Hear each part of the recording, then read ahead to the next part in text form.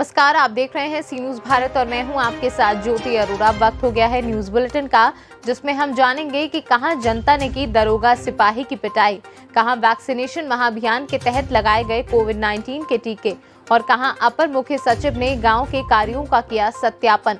इन सभी खबरों पर होगी विस्तार से चर्चा, तो आइए शुरू करते हैं जिलेवार खबरों का सिलसिला।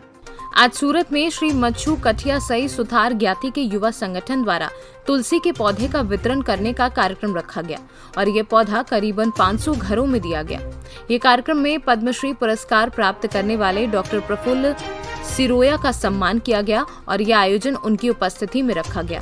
यह आयोजन सामाजिक युवा शक्ति मनीष भाई टेलर द्वारा किया गया, जिसमें युवा संगठन के अध्यक्ष दिनेश भाई चौहान एवं पूर्व अध्यक्ष शिवम भाई घामेचा, शैलेश भाई परमार, गोपाल भाई सांचला, भरत भाई सांचला भी उपस्थित रहे।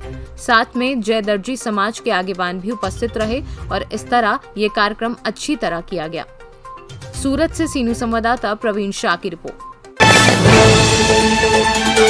पीलीभीत के गजरौला में शराब के नशे में धुत दरोगा व सिपाही ने बेवजह एक ऑटो चालक की पिटाई कर दी, जिसके बाद भीड़ भड़क गई और दोनों पुलिसकर्मियों को पकड़कर धक्का मुक्की करते हुए थाना गजरौला ले आए। सूचना पर सीओ सिटी थाना गजरौला जांच करने पहुंचे।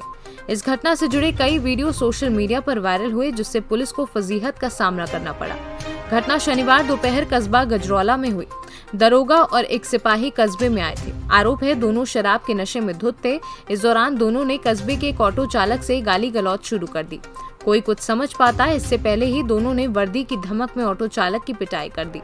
फिर पैदल आगे बढ़ने लगे और पुलिसकर्मियों की इस करतूत के खिलाफ कस्बे के लोग एकजुट हुए। पुलिसकर्मियों से कारण पूछा तो वह चुप्पी साध गए। लोगों को जैसे ही दोनों के नशे में होने का आभास हुआ तो गुस्सा और बढ़ गया। दरोगा व सिपाही भीड़ पर भी रौब दिखाने लगे। इसके बाद भीड़ ने दोनों को रोक लिया और फिर विवाद बढ़ता चला गया। इस दौरान पुलिसकर्मियों ने भागने की कोशिश की, मगर भीड़ उन्हें पकड़कर धक्का देते हुए थाना गजरौला ले आई। पुलिस की फजीहत के कई वीडियो सोशल मीडिया पर तेजी से वायरल हो गए हैं। कुछ ही देर में पूरा प्रकरण जनपद भर में चर्चा का विषय बन गया। अफसरों तक भी जानकारी पहुंच गई। फिर सीओ सिटी सुनील दत्त शाम को थाना गजरौला पहुंचे और यहां मौजूद सभी से घटना की जानकारी जुटाई। सीओ सिटी सुनील दत्त ने बताया कि घटना की सूचना मिली थी, उसके बाद वह मौके पर आ गए हैं। अभी पूरे प्रकरण को लेकर जानकारी जुटाई जा रही है। जो भी तथ्य सामने आएंगे उसी आधार पर आगे की कार्यवाही होगी। पीलीभीत से सी न्यूज संवाददाता हैदर खान की रिपोर्ट। शासन के निर्देश अनुसार जिले में नागरिकों को वैक्सीन का सुरक्षा कवच देने के लिए 4 सितंबर 2021 को महा वैक्सीनेशन अभियान चलाया गया।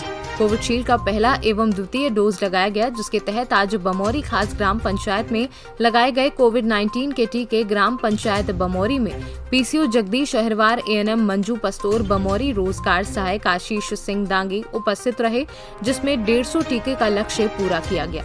लोगों से अपील भी की है कि कृपया टीका लगवाने से डरे नहीं, ये आपके लिए सुरक्षा कवच है और आप कोरोना जैसी बीमारियों से बचे रहेंगे। कोविड के टीके कितने लगाए गए? आज कोविशील्ड के टीके 149 टीके लगे और 150 का टारगेट आया था, लेकिन एक व्यक्ति घबरा है। सभी टीके समय पर लगे और जैसे ही 9 बजे सब लोग उपस्थित हुए, लोगों की भीड़ आनी शुरू हुई। शुरुआत में भीड़ ज़्यादा थी, लेकिन जैसे ही हम लोगों ने टीके लगाने का कवर किया, धीरे धीरे टीके समय पर लगते गए और जनसंख्या कम होती गई। अंत में लोगों का आना बंद हुआ और 149 टीके पूर्ण हो गए। टीकमगढ़ से सी न्यूज संवाददाता प्रिंशुल जैन की रिपोर्ट। उन्नाव जनपद के विकासखंड हसनगंज के ग्राम पंचायत मौला बाकीपुर में एमपीएस रामा रेड्डी पर अपर मुख्य सचिव नोडल अधिकारी ने पहुंचकर ग्राम पंचायत में हुए कार्यों का सत्यापन किया। उपकेंद्र में बनी बाउंड्री वॉल का निर्माण, गांव में सोलर लाइट, गौशालाओं में गायों की देखरेख, गांव में अन्य कार्यों को माइक के माध्यम से बोलकर लोगों से पूछा, जिसमें जनता ने बोला कि सभी कार्य हुए हैं। वहीं साथ में विद्यालय का निरीक्षण भी किया।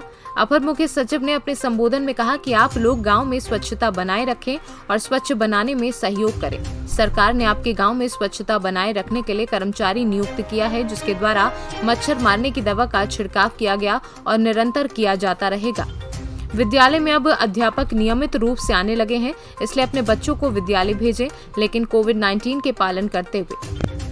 आज हमने भ्रमण किया है। यहाँ जो विकास कार्य और लोक कल्याणकारी योजनाएं संचालित है, उनकी ज़मीनी असलियत जानने के लिए। और लगभग 1 घंटे से हम लोग यहाँ बैठ के विभिन्न मदों पे विचार विमर्श किया।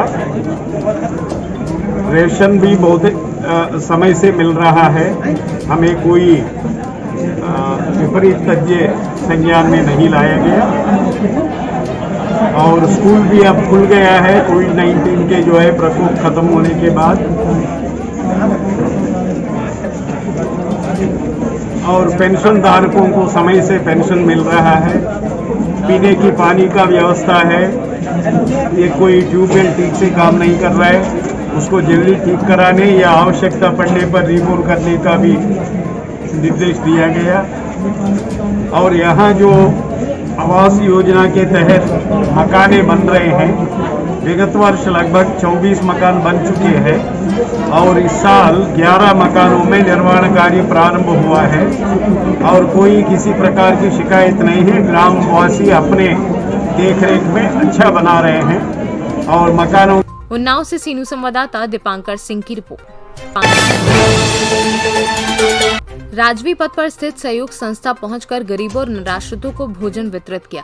इस अवसर पर केक भी काटा गया और सभी कांग्रेस कार्यकर्ताओं ने कांग्रेस एवं निशंक जैन जिंदाबाद के नारे लगाते हुए ईश्वर से उनके दीर्घ एवं स्वस्थ जीवन के लिए ईश्वर से प्रार्थना की। इस अवसर पर ब्लॉक कांग्रेस कमेटी के अध्यक्ष अंसार खान, नरेंद्र रघुवंशी, एडवोकेट कांग्रेस पर्यवेक्षक केशर खान, अवध नारायण श्रीवास्तव, पूर्व सांसद प्रतिनिधि लेखराज सिंह व बड़ी संख्या में कांग्रेसी मौजूद रहे।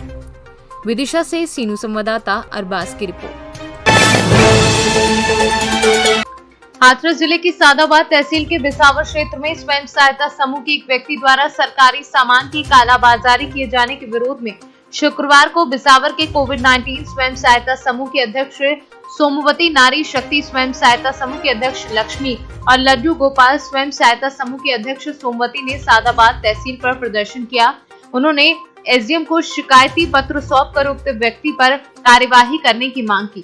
इसके साथ ही पत्र में बताया कि 5 स्वयं सहायता समूह बिसावर में काम कर रहे हैं, जैसे सरकारी सामान, बाग खजाने का वितरण गर्भवती महिलाओं का बच्चा को किया जाता है। इन समूह के ऊपर एक व्यक्ति है। उक्त व्यक्ति द्वारा 2 सितंबर को सरकारी वितरित किए जाने वाले सामान को गांव पेशावर के बाजार में एक व्यापारी के गोदाम पर बेचते हुए पकड़े जाने पर पुलिस को जानकारी दे दी। इस मौके पर दिल्ली सरकार, राजवती, गीता लक्ष्मी व अन्य महिलाएं शामिल रही। आज आप तहसील में प्रदर्शन क्यों कर रहे हैं, क्या बात हुई है? हमारा समूह आदित्य ने बनाए थे, वो पहले फॉर्म उन्हीं ने भरवाए थे, उन्हीं ने खाते खुलवाए, सब काम उन्हीं ने किए थे। अब वो राशन 2 साल से वही बांट रहा है, हमको कोई पता नहीं है। हमको 3 महीने से राशन हमारे पास है, उसकी डिटेल हमारे पूरे पास है। उस पे से उन्हें राशन बेचा का है, वो हमने कल पकड़ा। क्या वो कालाबाजारी करता है उस राशन का? कालाबाजारी। आपको जानकारी नहीं थी? कुछ जानकारी नहीं थी हमें। ले गए 5 महिला हो गए, वो भी बोले गया। क्या ये मामला बिल्कुल सही है? हाँ, सही है। आपको जानकारी नहीं हो पाई कि वो आपके समूह के नाम से है?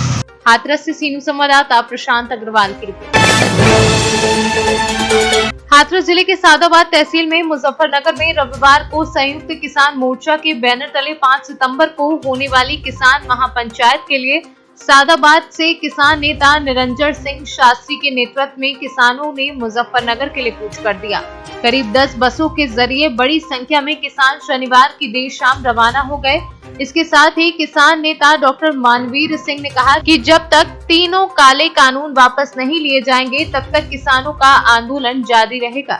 इस मौके पर छुआ पहलवान राजेंद्र सिंह भदौरिया, अखंड प्रताप सिंह, देवेंद्र यादव, ईशान चौधरी व अन्य किसान मौजूद रहे। हाथरस से सीनू संवाददाता प्रशांत अग्रवाल की रिपोर्ट। हाथरस जिले में 1 सितंबर को थाना कोतवाली हाथरस पर सूचना प्राप्त हुई कि थाना कोतवाली हाथरस क्षेत्र के मोहल्ला कर सिटी स्टेशन के सामने स्थित घर से एक युवक विष्णुपुत्र स्वर्गीय शंकर लाल संदिग्ध परिस्थितियों में गायब हो गया था तथा उसके कमरे में गेट व फर्श पर खून के निशान हैं। सूचना पर तत्काल क्षेत्र अधिकारी नगर व प्रभारी निरीक्षक कोतवाली हाथरस द्वारा मय पुलिस फोर्स के मौके पर पहुंचकर घटना के बारे में जानकारी दी। घटना की गंभीरता के दृष्टिगत फील्ड यूनिट व फॉरेंसिक टीम द्वारा भी तत्काल मौके पर पहुंचकर घटनास्थल का निरीक्षण किया। वहीं पुलिस अधीक्षक हाथरस विनीत जायसवाल द्वारा युवक को सकुशल बरामद करने वाली पुलिस टीम को उनके सराहनीय कार्य के लिए उत्साहवर्धन करते हुए 25,000 रुपए के नगद पुरस्कार से सम्मानित किया गया है। जनपद हाथरस के थाना कोतवाली क्षेत्र के मोहल्ला कर में दिनांक 31/1 की देर रात एक विष्णु नामक युवक संदिग्ध परिस्थितियों में अपने घर से गायब हो गया था। उसके संबंध में परिजनों द्वारा लिखित तहरीर थाना कोतवाली पे दी गई थी, जिसके संबंध में अपहरण का मुकदमा थाना कोतवाली पर पंजीकृत किया गया था। घर वालों द्वारा उसमें बताया गया था कि सुबह जब उन्होंने कमरे को देखा तो दरवाज़ा खुला हुआ था तथा बिस्तर अस्त व्यस्त था और बिस्तर पे, फर्श पे तथा दरवाजे पे खून के निशान पाए गए थे, जिससे उन्होंने आशंका व्यक्त की थी कि उनके बेटे का किसी ने अपहरण कर लिया। इस घटना को अत्यंत गंभीरता से लेते हुए तत्काल थाना प्रभारी और उच्चाधिकारियों द्वारा मौके पर पहुंचकर उसका मुआयना किया गया। हमारे जनपद की फील्ड यूनिट तथा डॉग स्क्वाड द्वारा भी मौके का निरीक्षण किया गया। इसके शीघ्र अनावरण हेतु मेरे द्वारा CO सिटी के नेतृत्व में 3 टीमों का गठन किया गया था और SOG टीम और सर्विलांस टीम भी इसमें लगाई गई थी। इनके द्वारा 3 दिन तक काफ़ी अथक प्रयास और मेहनत के उपरांत जो इसमें ये युवक है विष्णु, उसको पुलिस ने जयपुर से सकुशल बरामद कर लिया है। और इनसे इस संबंध में जब जानकारी की गई, पूछताछ की गई, तो इनके द्वारा बताया गया कि इनके ऊपर पिछले काफ़ी समय से कई लोगों का कर्ज हो रखा था, जिसके वजह से ये तनाव में थे और काफ़ी परेशान रहते थे। इस वजह से इन्होंने 31 अगस्त को ये मन में ठाना था कि ये घर छोड़ के चले जाएंगे और बिना किसी को बताए देर रात ये घर से निकल के चले गए थे। और सुबह इसी आशंका पे परिजनों द्वारा इस संबंध में मुकदमा पंजीकृत किया गया था, जिसका पुलिस टीमों द्वारा अथक प्रयास और परिश्रम के बाद 4 दिन के भीतर सफल अनावरण करते हुए इनको सकुशल जयपुर से बरामद किया गया है। मेरे द्वारा इस टीम को इस सराहनीय कार्य हेतु 25,000 रुपए के नगद पुरस्कार से पुरस्कृत किया जाएगा। हाथरस से सीनू संवाददाता प्रशांत अग्रवाल की रिपोर्ट। प्रयागराज के उत्तराव के याकूपुर गांव में शनिवार को CRPF जवान का शव घर पहुंचा तो किसानों के साथ पूरा गांव खूब रोया। याकूपुर गांव निवासी किसान स्वर्गीय बंशीलाल पटेल का बेटा अशोक कुमार पटेल, जो CRPF में मेजर के पद पर श्रीनगर में तैनात थे, शुक्रवार को दिमाग की नसें फट जाने से उनकी मौत हो गई। शनिवार को जब शव घर पहुंचा तो परिजनों के साथ पूरा गांव फूट फूट कर रोया।